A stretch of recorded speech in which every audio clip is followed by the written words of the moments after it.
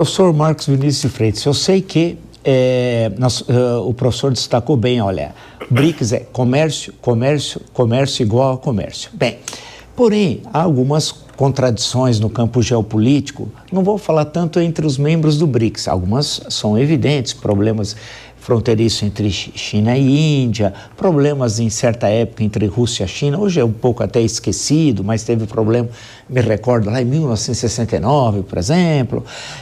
Mas eu queria colocar ao professor o seguinte, todos falam que vai chegar um momento que a província rebelde, Taiwan, para o governo de Pequim, vai ter de fazer parte do território da República Popular da China. Lembrar que a República Popular da China foi proclamada 1º de outubro de 1949, com a tomada de Pequim.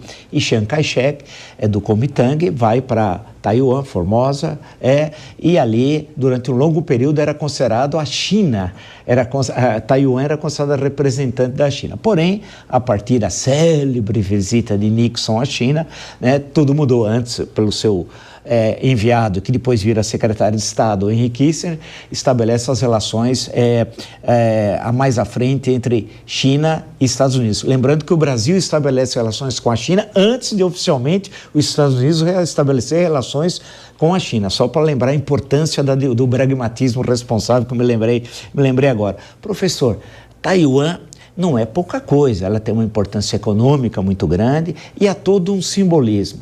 Mas o governo chinês a todo dia faz atividades militares próximas, tem problema com as Filipinas também, de algumas ilhas e tal. Mas Taiwan é um cerne da questão, é uma província rebelde. E aí?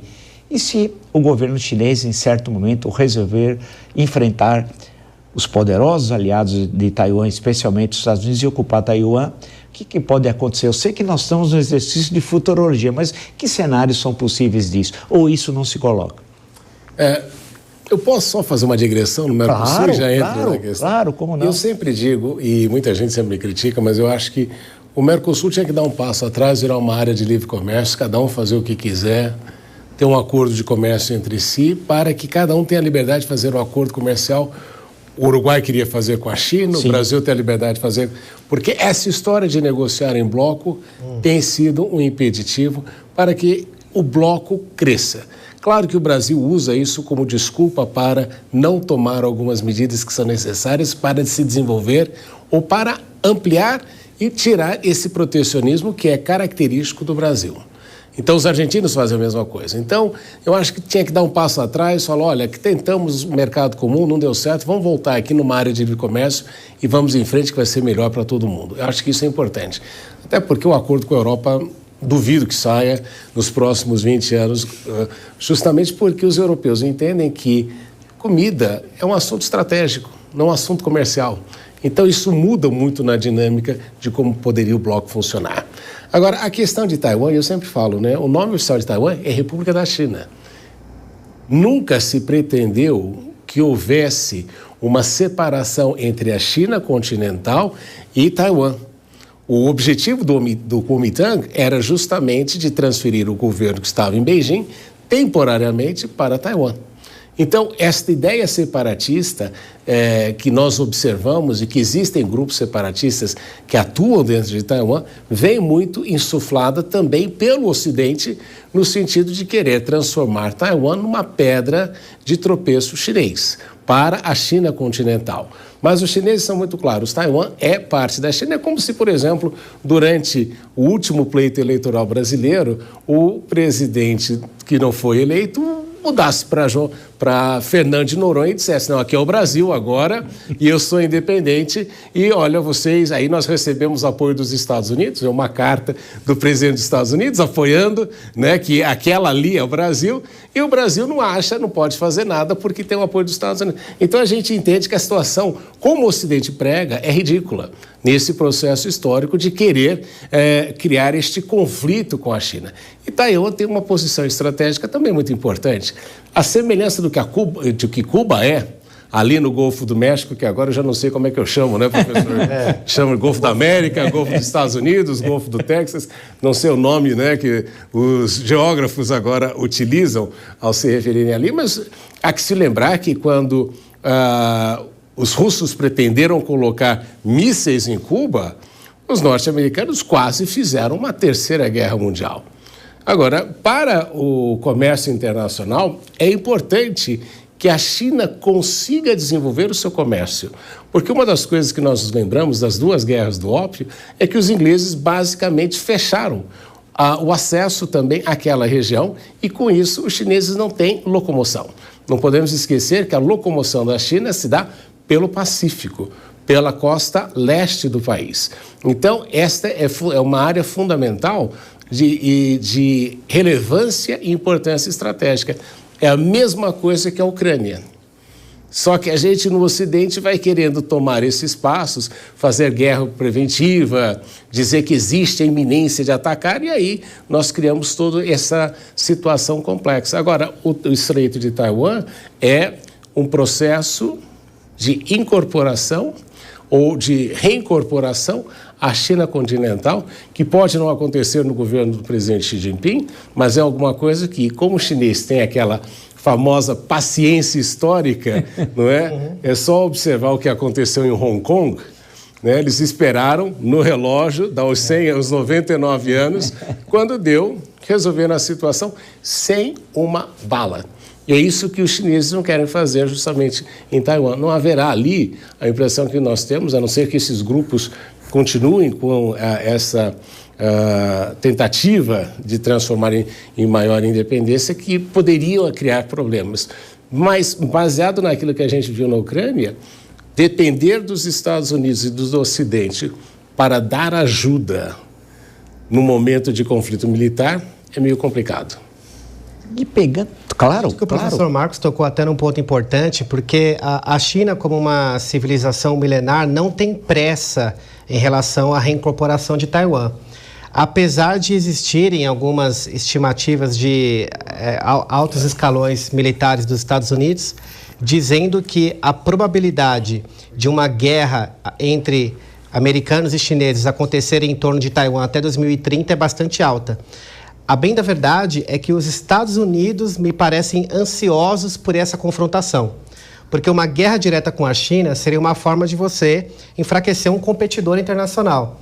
Até um dos dados que o professor Marcos também trouxe é de que a China já é a primeira economia do mundo em termos de paridade de poder de compra, e os gastos militares da China hoje representam 35% dos gastos militares dos americanos, que o Trump prometeu chegar agora a mais de $1 trilhão, a primeira nação a gastar $1 trilhão em armamentos e defesa.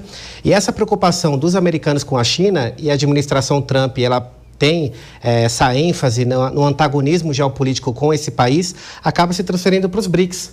Porque os BRICS, para os Estados Unidos, é considerado como um grupo liderado pela China, que é vista pelos americanos com esse ar de competição. Posso só fazer uma notinha de rodapé bem aqui, que ele falou e ele mencionou? O mesmo pessoal que fala que a China vai atacar Taiwan em 2030, 2027, vai alterando a data. É o mesmo grupo que praticamente diz que a China chegou no seu ápice como economia faz 6 vezes. E que a China vai começar o seu declínio. Faz 6 vezes que profetizaram que isso iria acontecer com a China. Então é o mesmo grupo nesse sentido de querer desestabilizar o progresso, né, que a China tem tido nos últimos anos. Que é visível, né? É visível. Eu vou passar para a professora Juliana só para fazer uma observação. Nos Estados Unidos tinha um estudo, uma cadeira chamada Sovietologia, sobre a União Soviética. E todas as previsões deu todas erradas sobre o fim da União Soviética. Não acertaram uma do processo histórico como ocorreu. Com a queda do Muro de Berlim de forma súbita, quem imaginaria que no dia 9 de novembro de 1989 cairia o Muro de Berlim, e 2 anos depois, no Natal de 1991, o fim da União Soviética. Foi uma grande surpresa. Então tudo aquilo era uma grande, numa linguagem mais vulgar, uma conversa fiada, né? Porque os acadêmicos não entenderam o que estava acontecendo na Europa Oriental, especialmente na União Soviética. Professora Juliana, justamente pegando esse gancho certamente falou do Mercosul, o professor Marcos Vinícius também lembrou, o Mercosul tem futuro? É melhor que seja uma união comercial? Por exemplo, foi lembrada a questão do Uruguai. O Uruguai tem insistido, e não é de hoje, de ter um acordo bilateral com a China, salvo engano, né? E teve problemas da indústria de papéis, as papeleiras com a Argentina, um tempo atrás. E como é que fica isso? Não é melhor a gente repensar o Mercosul? Não é extinguir o Mercosul, mas repensá-lo? Eu concordo muito com o professor Marcos nessa história de que talvez o Mercosul tenha que realmente dar um passo atrás, né? Eu acho que a pergunta, talvez, nesse momento, é o quanto que os signatários do Mercosul desejam e entendem essa dinâmica de dar um passo atrás, né? Porque, claro, para países como o Brasil, seria interessantíssimo a gente ter menos apego ao bloco, né? O Brasil fica muito numa posição muito vendida, né? De ter que encabeçar, muitas vezes, parte dessas negociações, pela própria relevância que tem, inclusive, com outras nações. Então, acho que seria realmente importante que a gente tentasse mudar a essência do bloco, né? Eu acho que, do jeito que está, a percepção que me vem é que o Mercosul vai ficar eternamente dentro desse desenho, e que não é bom para a gente, não é bom, na verdade, para ninguém, né? Os países gostariam certamente de ter mais liberdade para fazer as negociações, ao invés de ficar barrando negociações que são multilaterais ou que são feitas junto ao bloco e que trazem realmente custos expressivos para a gente, né? E o custo aqui não é necessariamente um custo econômico direto, mas é o que a gente deixa de fazer, né? A gente vê países do Mercosul perdendo um tanto de uma possível inserção em outros mercados, não que tenham hegemonia, mas que certamente poderiam estar numa posição muito melhor. Então, acho que a gente realmente, a gente se perdeu nessa essência do Mercosul ao longo do tempo, né? Inúmeras características, inúmeras coisas aconteceram, cenários foram sendo desenhados para isso, né? As inúmeras crises, né, aqui no Cone Sul, especialmente na América Latina, favoreceram muito, né, esse desenho que o Mercosul tomou até hoje, mas certamente a gente perde muita oportunidade.